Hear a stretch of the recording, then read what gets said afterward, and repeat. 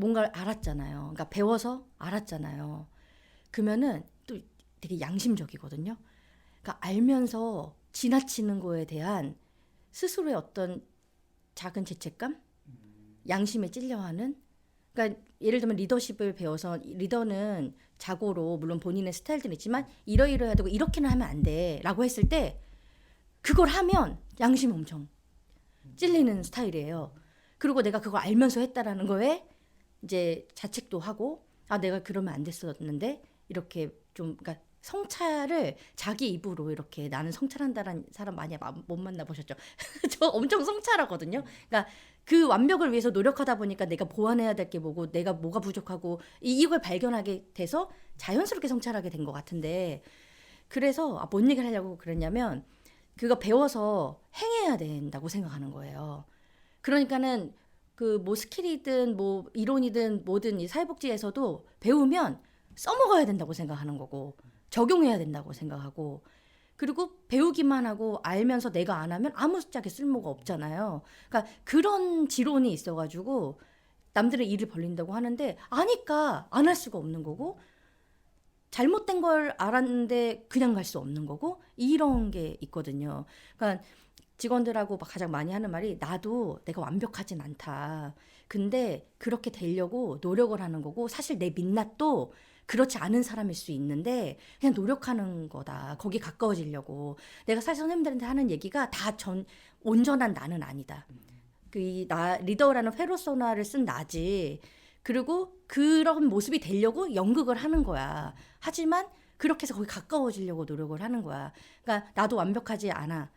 이런 거를 이제 스스로 좀 인정하면서 가는 리더십이 되게 저는 좋다고 생각을 해가지고 그러니까 선생님들도 내가 민낯인 이런 사람이지만 가꾸려고 노력을 해봐라. 특히 조직 생활에서 이 페르소나가 있잖아요. 영향을 미치잖아요. 서로에게. 좋은 영향보다 나쁜 영향이 더 빨리 미치고 그러니까 그런 것들을 좀 빨리 캐치해서 저는 빨리 차단하거든요. 누군가가 어떤 언행을 했을 때 그게 여기에 이런 나쁜 영향을 미칠 것 같거나 아니면 어떤 고민을 하게 되는 지점이 생기거나 아니면 이런 큰 조직은 정치하게 만들고 하는 그런 거를 좀 빨리 이렇게 차단하는. 그래서 정보도 빨리 주는 편이고요. 왜냐면 우리끼리 이렇게 막 하고 있으면 이렇게 불안해할 수 있고 추측할 수 있고 뭐 이러잖아요. 그러니까 전 그런 게 싫더라고요. 명확하고 확실한 게 좋지. 쓸데없는 에너지가 돌지 않게끔. 그래서 직원들한테도 조금 힘들 수는 있지만 그때그때 바로바로 지적하는 편이고 근데 그 지적을 굉장히 생각해주는 척하면서 하죠. 실제로도 생각하면서 하는 건데 그 사람이 그런 느낌을 받을 수 있게끔 그 지적을 어떻게 할까가 진짜 고민이고 피드백을 어떻게 할까가 정말 고민이에요. 그러니까 저 친구가 알아듣게 해야 될 텐데 마음을 울려야 할 텐데 영감을 얻게 해줘야 될 텐데 반성할 수 있는 마음을 갖게 해줘야 될 텐데 스스로도 잘못됐다고 인정할 수 있게 도와줘야 될 텐데 그러니까 어떻게 저 친구한테 얘기할까 항상 고민인 거예요. 제일 어려운 게 그런 것 같아요. 눈치도 엄청 많이 보죠. 네. 현장에 있다 보면 그러니까 제가 직접 경험하든 간접 경험하든 어쨌든 들었든 어쨌든 아니면 정말 뉴스를 통해 보든 되게 부정하거나 불이한 일들을 목격하게 되고 비합리적이라든지 반인권적인 상황을 목격하게 되잖아요.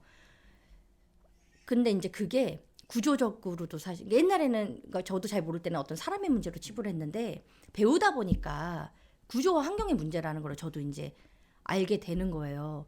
그러니까 우리 현장이 근데 빨리 변하지 않잖아요. 그리고 사람이 되게 중요한데 훈련받은 사람이 많지 않다라는 걸 느꼈어요. 그래서 변화도 늦고 그러니까 특히 또 보수적인 그런 부분이 많아서 혁신하기 되게 어렵고 그게 우리 사회복지 현장이라는 걸 이제 느끼게 된 거예요. 그래서 뭔가 좋은 방향으로 뭐 빠르거나 큰 영향은 아니어도 작고 느린 걸음이라도 좋은 방향으로 가는 거에 되게 일조하고 싶다는 생각도 많이 했고 이 현장에서 뭔가 풀리지 않은 어떤 숙제들이라든지 이런 거에 대한 답답함이 너무 많았던 거예요. 근데 그게 페이스북을 통해서 좀 해소가 됐고 많이 된 편이고 왜냐면 페이스북도 그냥 눈팅하거나 이런 차원이 아니고 저 11년에 시작해서 지금까지 한 번도 쉰 적이 없어요. 페이스북을. 남들은 이런저런 사유로 많이 쉬어가기도 하고 끊어가기도 하고 이러시는 분들도 있으시잖아요. 근데 저 한 번도 쉰 적이 없거든요.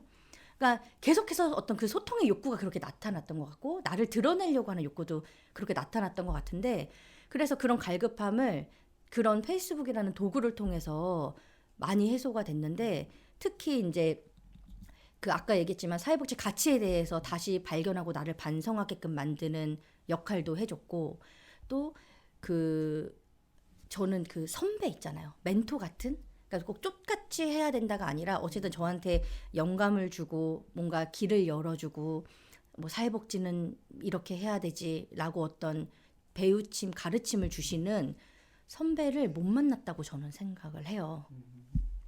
그러니까 그 페이스북 이전까지. 근데 이제 지금 생각해 보면 제가 아는 사람이 별로 없었잖아요. 그 바운드리 안에서 누구를 알겠어요.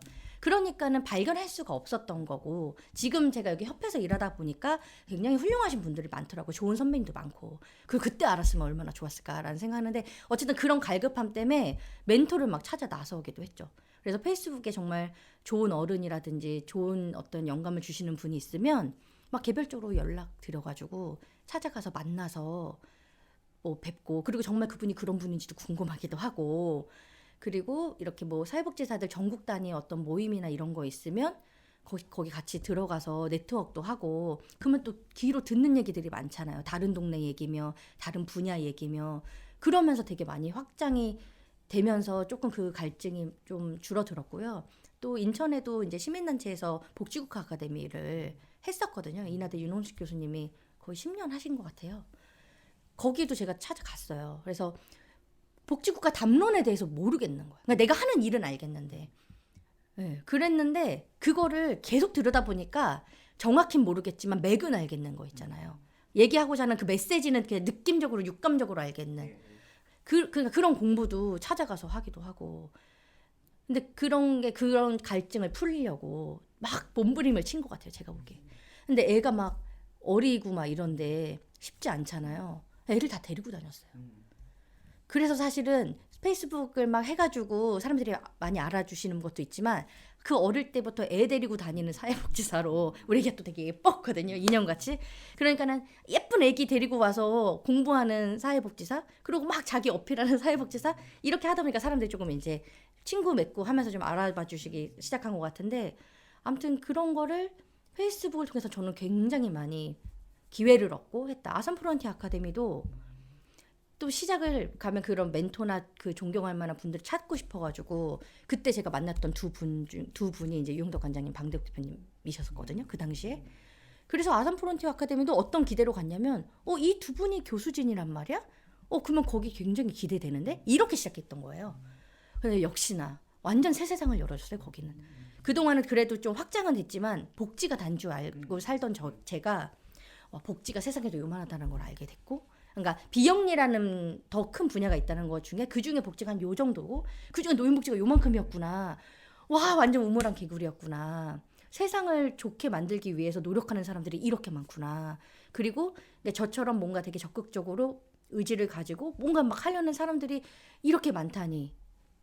그러니까 세계관 자체가 완전 확장됐던 것 같아요. 아산은. 그래서 되게 그것도 좋은 기회인데 다 페북 덕에 저는.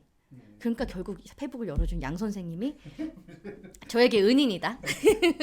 이 모든 관계와 이 경험을 다 어쨌든 열어주셔서 정말 감사하게 생각해요. 빈말이 아니라 제가 몇 번 말씀드렸지만 네. 그러면서 사회복지사로서의 정체성이나 삶의 가치나 이런 고민도 계속 업그레이드가 된 것 같아요. 그래서 저 자료 수집도 재능 중에 하나인데요. 좋은 글이나 이런 거 있으면 그때그때 다 복사해서 제 메모장에 정리하거든요. 그러면 그거를 제 강의를 하든 뭐 리더십을 할 때든 일을 할 때든 막 적용하고 막 이렇게 하거든요. 그런 것들 페이스북에서 그런 글들도 되게 많이 접해가지고 도움을 많이 받고 있어요. 네. 그래서 답답하면 그렇게 갈증 해소를 했다. 지금도 계속 하고 있고 근데 지금도 갈증이 많아요.